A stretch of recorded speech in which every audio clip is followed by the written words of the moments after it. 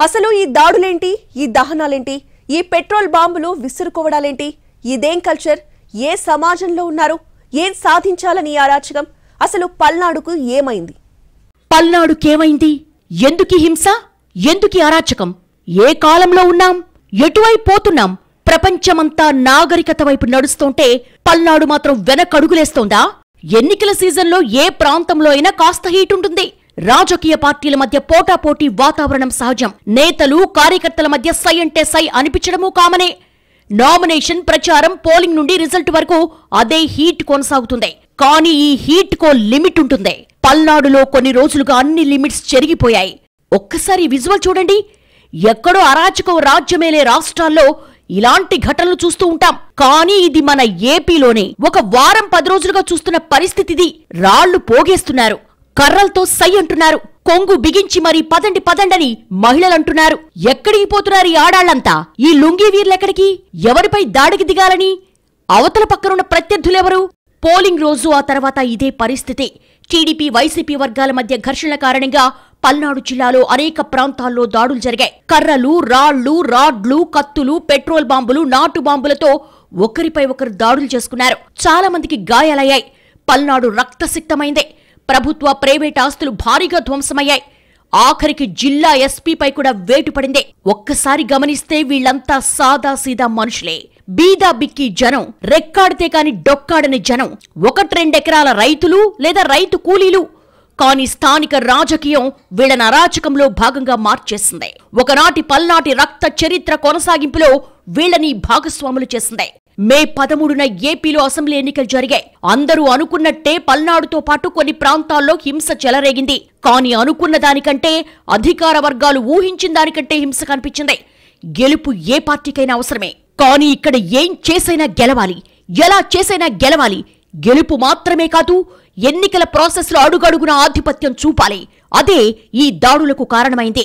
ఏ ఒక్క పార్టీని ప్రత్యేకంగా నిందించాల్సిన పనిలేదు. అన్ని పార్టీల్లో ఇలాంటి వాతావరణమే ఉంది. ఆ పార్టీ ఈ పార్టీ అని కాదు, అన్ని పార్టీల నేతలు దాడులకు కొమ్ము కాశారు. సామాన్య జనాన్ని రెచ్చగొట్టి హింసలో పాల్గొనేలా చేసి శాంతి భద్రతలను ప్రశ్నార్థకంగా మార్చేశారు.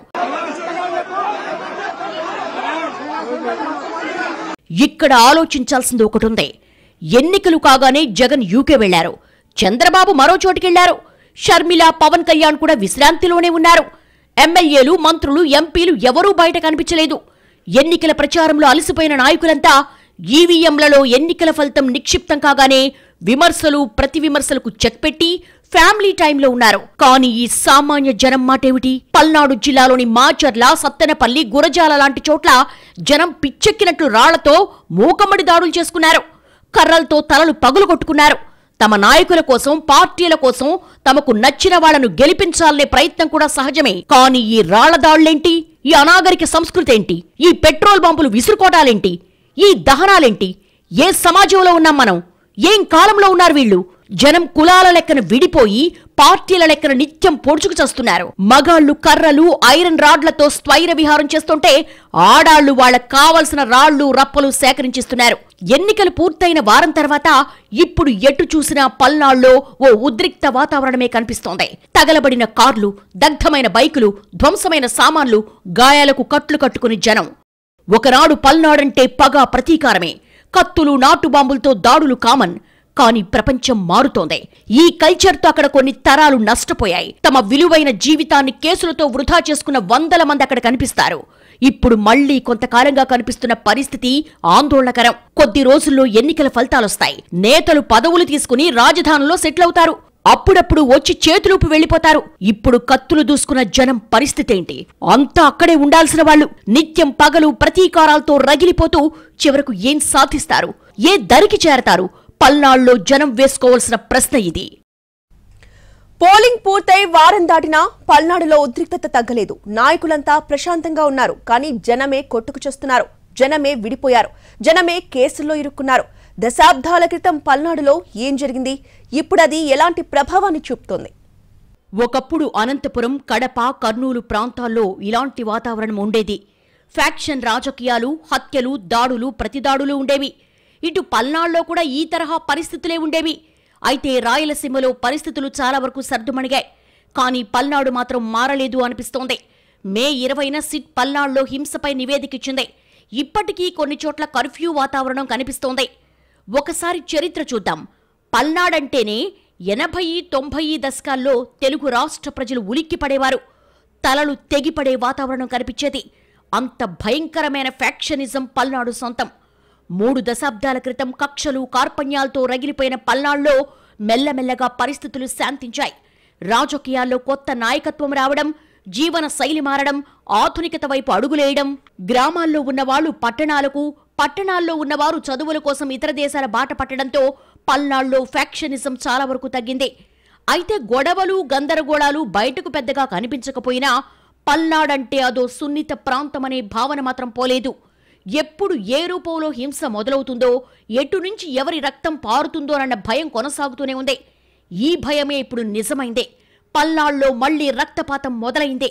దీనికి ప్రధాన కారణం రాజకీయ పార్టీల ఆధిపత్య పోరు అనేది స్పష్టం. గ్రామాల్లో ఉన్న వర్గ పోరును తమకు అనుకూలంగా మార్చుకుంటున్నాయి రాజకీయ పార్టీలు. చివరకు క్షేత్రస్థాయిలో ఉన్న నాయకులు, కార్యకర్తలు ప్రాణాలు పణంగా పెడుతున్నారు. 1994కు ముందు ఇక్కడ ప్రతినిత్యం వర్గపోరుండేది. ఓ పక్కన ఫ్యాక్షన్ రాజకీయాలు, మరో పక్కన నక్సలిజం వంటి అంశాలు పల్నాడు ప్రాంతంలోని కొన్ని నియోజకవర్గాలను అభివృద్ధికి దూరంగా ఉంచేశాయి. అయితే ఆ తర్వాత ప్రభుత్వాలు మారడం, కొత్త జనరేషన్ ఫ్యాక్షనిజానికి, మావోయిజానికి దూరంగా జరగడంతో పల్నాడులో కొంత శాంతియుత వాతావరణం నెలకొంది. ఫలితంగా మాచర్ల నియోజకవర్గంలో అంతో ఇంతో అభివృద్ధి జరిగింది. 1999లో టీడీపీ అభ్యర్థిగా గెలిచిన జూలకంటి దుర్గాంబ, ఆ తర్వాత 2004లో గెలిచిన పిన్నెలి లక్ష్మారెడ్డి మాచర్ల అభివృద్ధిలో తమదైన పాత్ర పోషించారు. ఆ తర్వాత 2009 నుంచి పిన్నెలి రామకృష్ణారెడ్డి వరుసగా ఎమ్మెల్యేగా గెలుస్తూ వస్తున్నారు. మొదట్లో కాంగ్రెస్ పార్టీ నుండి, ఆ తర్వాత వైసీపీ నుంచి వరుసగా విజయం సాధిస్తూ వచ్చారు పిన్నెలి రామకృష్ణారెడ్డి. మరోవైపు వరుస ఓటముల భారం ఎదుర్కొంటున్న టీడీపీ ఎప్పటికప్పుడు నాయకుల్ని మారుస్తూ వచ్చింది. 2019 ఎన్నికల్లో ఓటమి తర్వాత ఇక్కడ ఓ బలమైన నాయకుడిని ఇన్ఛార్జిగా నియమించాలన్న ఆలోచన చేసింది. ఒక పక్క మాచర్ల నియోజకవర్గంలో టీడీపీ శ్రేణులపై జరుగుతున్న దాడుల్ని అడ్డుకుంటూనే మరోవైపు పార్టీని బలోపేతం చేసే నాయకుడిని రంగంలోకి దింపాలనుకుంది. ఈ వ్యూహంలో భాగంగానే రాజకీయ కుటుంబ నేపథ్యమున్న మాజీ ఎమ్మెల్యే దుర్గాంబ తనయుడైన బ్రహ్మారెడ్డిని రంగంలోకి దింపింది. అప్పట్నుంచి మాచర్లలో సీన్ మారింది. వైసీపీ, టీడీపీ వర్గాలు తమ ఆధిపత్యం కోసం నిత్యం పోరాటం చేస్తూనే ఉన్నాయి. ఇక్కడ రాజకీయ పార్టీల ఆధిపత్యం ఎలా ఉన్నా గ్రామాల్లో మాత్రం చిన్న చిన్న నాయకుల ఆధిపత్యం కోసం ప్రాణాలు కోల్పోతూనే ఉన్నారు. ఎప్పుడు ఎన్నికలు జరిగినా హింసాత్మకంగా మారడం పెరిగింది. 2019 ఎన్నికల తర్వాత పల్నాడులో ఓడిపోయిన టీడీపీ నాయకులు కొందరు గ్రామాలు ఖాళీ చేసి వెళ్లిపోయారు. మరికొంతమంది ఊర్లో ఉండి పోరాటాలు చేస్తూ ప్రాణాలు కోల్పోయారు. వెల్దుర్తి మండలం గుండ్లపాడులో జరిగిన ఓ హత్య పల్నాడులోనే కాదు, రాష్ట్ర వ్యాప్తంగా సంచలనం కలిగించింది. టీడీపీ నాయకుడు చంద్రయ్యను ప్రత్యర్థులు అతి కిరాతకంగా గొంతుకోసి చంపేశారు. ఈ దృశ్యాలు మీడియాలో విస్తృతంగా ప్రచారం కావడంతో రాష్ట్రం ఒక్కసారిగా ఉలికిపడింది. చంద్రయ్య హత్యతో టీడీపీ ఓ బలమైన తిరుగుబాటు చేయాలనే నిర్ణయానికొచ్చింది. ఆ తర్వాత నిత్యం వైసీపీ నాయకులను అడ్డుకోవడం, గ్రామాల్లో ఎదురు తిరగడం వంటి సంఘటనలు ప్రతి చోట ప్రతిరోజు జరుగుతూనే ఉన్నాయి. దీనికి ప్రతిగా ప్రత్యర్థుల నుంచి దాడులు కూడా జరుగుతున్నాయి.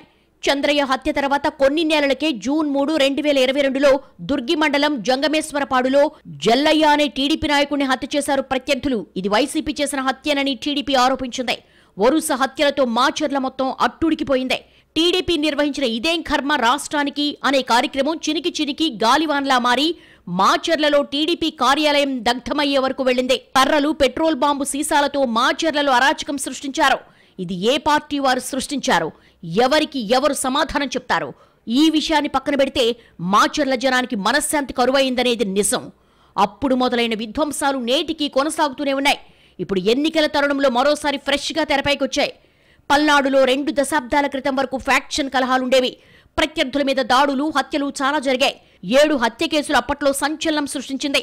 ప్రస్తుతం మాచర్ల నుంచి టీడీపీ తరపున బరిలో ఉన్న జూలకంటి బ్రహ్మానందరెడ్డి ఈ కేసులో ప్రధాన నిందితుడిగా ఉన్నారు. కోడెల శివప్రసాద్ ఇంట్లో బాంబులు పేలిన ఘటనలో ఆయన అనుచరులు ప్రాణాలు కోల్పోవడం కూడా అప్పట్లో దేశవ్యాప్తంగా సంచలనంగా మారింది.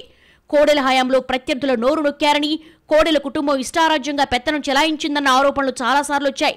అయితే 2019 ఎన్నికలతో దృశ్యం మారింది. ఆధిపత్యం చేతులు మారింది. 2019 ఎన్నికల సందర్భంగా కోడెలపై దాడి చేశారు. 2021 మున్సిపల్ ఎన్నికల సమయంలోనూ టీడీపీ నేతలు బొండా ఉమా, బుద్ధా వెంకన్న మీద మాచర్లలో వైసీపీ కార్యకర్తలు దాడి చేశారు. ఇలాంటి అనేక ఘటనలతో పల్నాడు సమస్యాత్మక ప్రాంతంగా మారింది. అందుకు తగినట్టుగా భారీ స్థాయిలో భద్రతా బలగాలను మోహరించినట్లుగా ఎన్నికల కమిషన్ చెప్పింది. కానీ జరిగిన పరిణామాలు చూస్తే శాంతి భద్రతలు కాపాడడంలో సిబ్బంది వైఫల్యం కూడా స్పష్టంగానే కనిపిస్తోంది. ఎన్నికల సందర్భం పల్నాడు పరిస్థితిని ప్రపంచానికి స్పష్టం చేసింది. ఇక్కడ ఏ ఒక్క పార్టీని ప్రత్యేకంగా తప్పు పట్టాల్సిన పని లేదు. అన్ని రాజకీయ పార్టీలు, అందరు నేతలు అలాగే ఉన్నారు. జనాన్ని కులాల లెక్కన, వర్గాల లెక్కన విడగొట్టి వైషమ్యాలు పెంచుతున్నారు. జనం ఆ ఉచ్చులో పడి దాడులకు దిగుతూ జీవితాల్ని నాశనం చేసుకుంటున్నారు. ఇక ప్రస్తుతానికొస్తే పల్నాడులో 2 అంశాలు స్పష్టంగా కనిపిస్తాయి. ఇక్కడ కొంతకాలంగా మళ్లీ అలజడి రేగుతోంది. దాడులు, హత్యలు, అల్లర్లు జరుగుతున్నాయి. మే 13న పోలింగ్ రోజున మాచర్ల, గురజాల, నర్సరావుపేట నియోజకవర్గాల్లో హింస చెలరేగింది. వైసీపీ, టీడీపీ కార్యకర్తలు పరస్పరం దాడులకు దిగారు. వాహనాలు తగులబెట్టారు. ఇళ్ల మీద దాడులు చేశారు. భౌతిక దాడుల్లో కొందరికి గాయాలయ్యాయి. పోలింగ్ ముగిసిన మరుసటి రోజు మే 14ను కూడా హింస కొనసాగింది. మాచర్ల నియోజకవర్గంలోని కారంపూడి మండల కేంద్రంలో ఇళ్లపై దాడులతో పాటు వ్యాపార సంస్థలు, పార్టీ కార్యాలయాలను ధ్వంసం చేశారు. పోలింగ్ ముగిసే సమయంలో కారంపూడిలో తొలుత వివాదం మొదలైంది. 2 వర్గాలు కవింపు చర్యలకు దిగాయి. వైసీపీకి చెందిన మాచర్ల ఎమ్మెల్యే పిన్నెల్లి రామకృష్ణారెడ్డి వర్గీయులు కారంపూడి వచ్చి కర్రలు, రాడ్లతో చెలరేగిపోయారు. టీడీపీ కార్యాలయాన్ని ధ్వంసం చేశారు. స్థానిక టీడీపీ నాయకుడు కారు మంటల్లో చిక్కుకుంది. కొన్ని 2 వీలర్స్ తగులుపెట్టారు. నిలువరించే ప్రయత్నం చేసిన పోలీస్ ఇన్స్పెక్టర్ గాయపడ్డారు. ప్రతీకారంగా టీడీపీ వర్గం కూడా దాడులకు దిగింది. కారంపూడికి చెందిన వైసీపీ ఎంపీటీసీ వేముల లింగయ్యకు చెందిన 2 వీలర్ షాపును తగులుపెట్టారు. పదుల సంఖ్యలో వాహనాలు కాలి బూడిదయ్యాయి. వైసీపీకి చెందిన కొందరి ఇళ్లపై రాళ్లు రువ్వడంతో పాక్షికంగా ఆస్తి నష్టం సంభవించింది. మరోపక్క గురజాల నియోజకవర్గం తంగిడలోనూ టీడీపీ మద్దతుదారుల షాపులను ప్రత్యర్థులు తగులుపెట్టారు.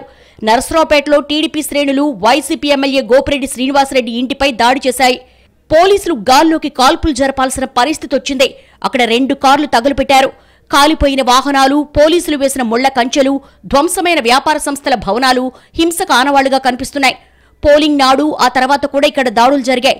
మాచర్లలో టీడీపీ, వైఎస్ఆర్సీపీ అభ్యర్థుల మీద దాడులు జరిగిన 2 పోలింగ్ కేంద్రాల వద్ద కనీస సంఖ్యలో కూడా పోలీసులు లేరు.